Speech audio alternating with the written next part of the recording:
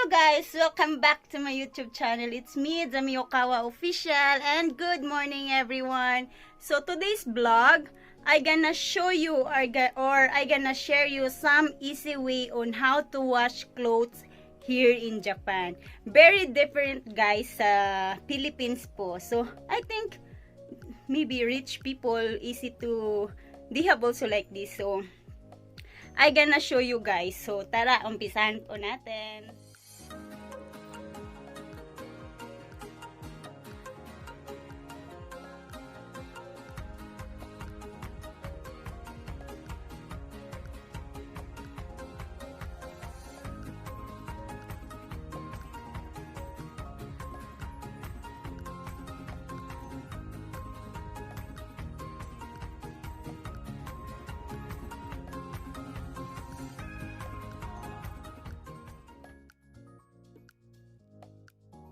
So this is it guys. Ito po yung washing machine ng mother-in-law ko. Hindi naman po to sa amin. And ayan, very easy to.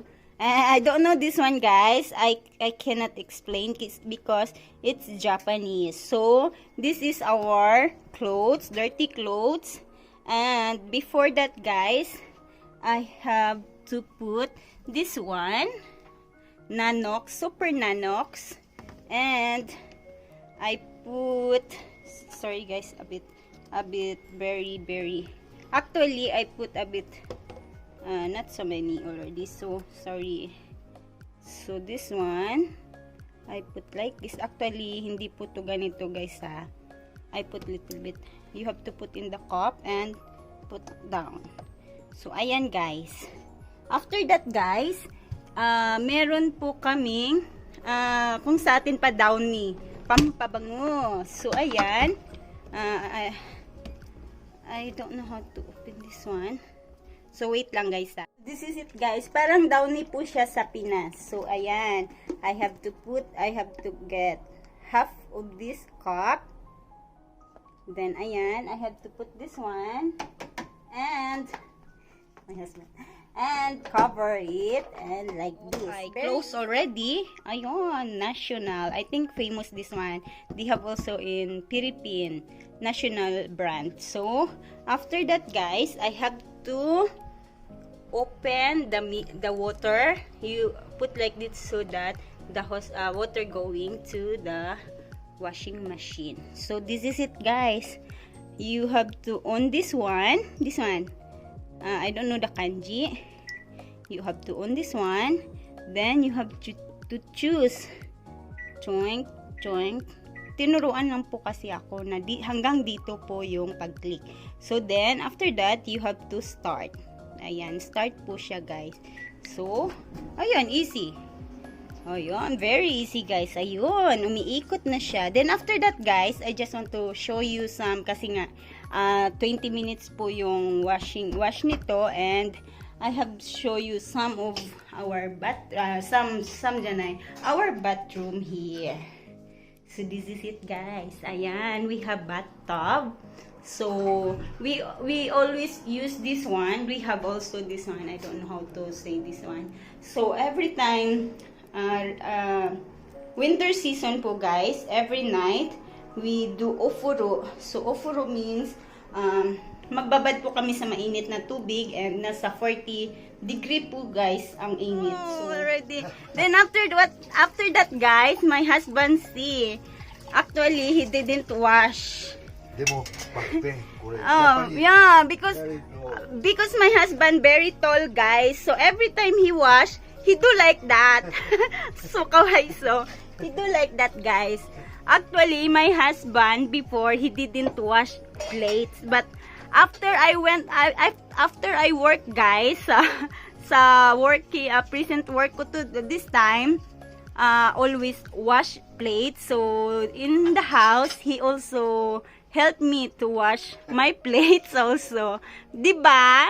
Yes. So every time he wash plates guys, naka ano po yung katawan niya, because very tall, as you can see po. Oh, he feel pain. So this next time I gonna vlog also this what's inside our refrigerator, guys. So, but before that, guys, I just want to share you something. My husband, nani, drink. Oh wow, he buy wine, red wine. Oh, my husband buy red wine. So, this one, guys, taste tanduay po. So, every time, actually, not only my husband, yeah, then they have also beer. Hello guys, while waiting sa nilalabhan ko po, kasi you don't need to wash like that in Philippines, like that di siya. So, just put in the washing machine. But before that, I shower already and I gonna show you my secrets, beauty secrets. Actually, my husband over there lay down. So, this is my beauty secret. After I got shower, I put this one, cream. So, actually, hindi ko po alam bakit mga ganito, but just, gusto ko lang maglagay kasi nga sa Philippines po, guys, every time I put cream on my face, allergy po, na, yung skin ko, parang hindi po siya hiyang sa mga, okay, you lay down. Okay. So, hindi po siya hiyang. So, ayan, I put this one. Actually, kahit ano na lang po nilalagay ko sa face ko.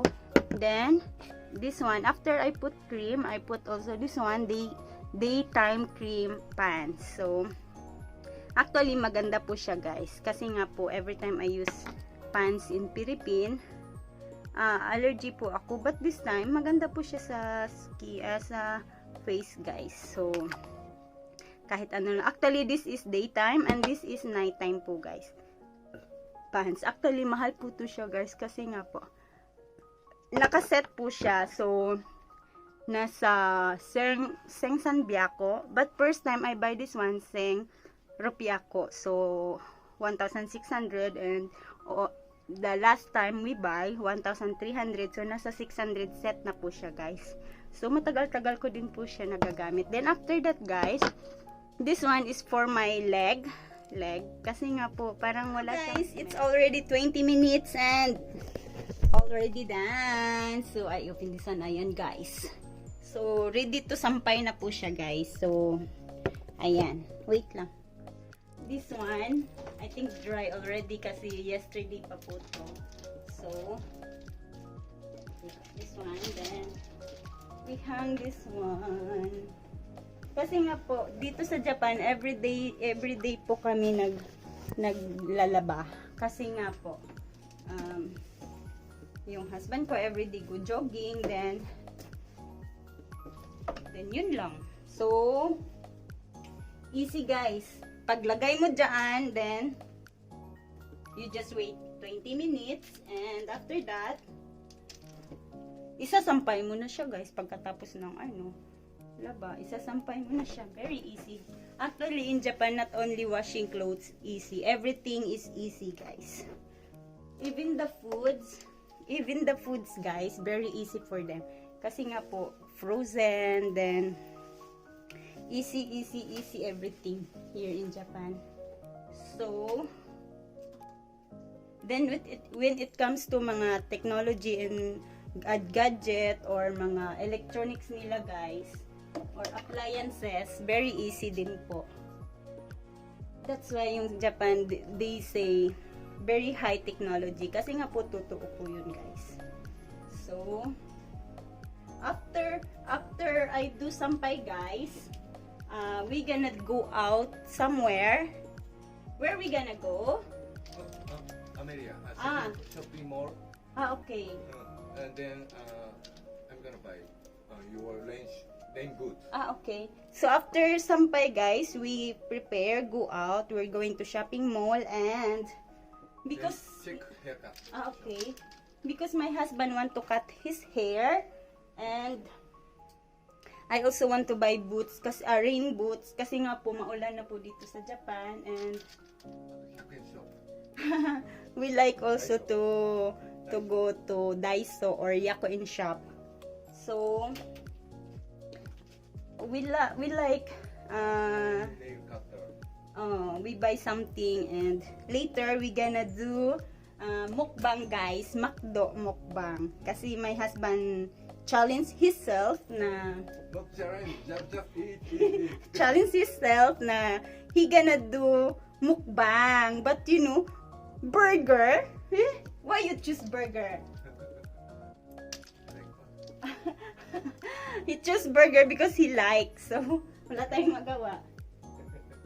Then after that guys, after I sampay, I bring this one outside because today it's good weather.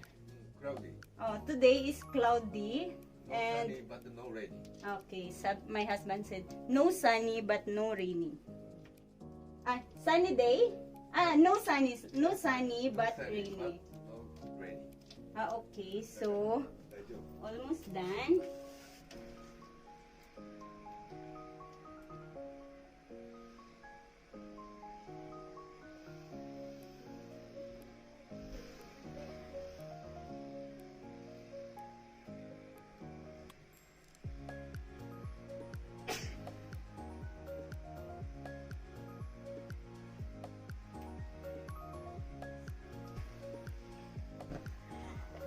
Aching.